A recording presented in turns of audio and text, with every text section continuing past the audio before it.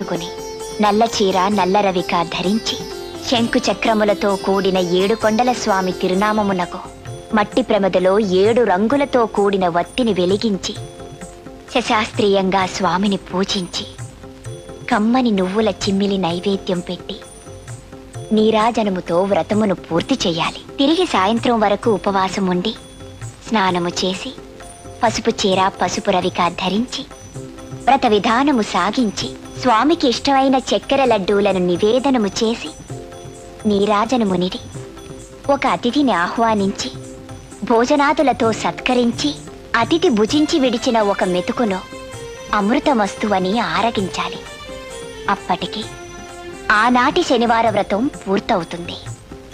ఈ విధంగా 7 శనివారములు వ్రతమును చేసినచో ఉద్దేశించిన సత్ఫలమును పొందగలరు. అమ్మా జయంతి 7 కొండల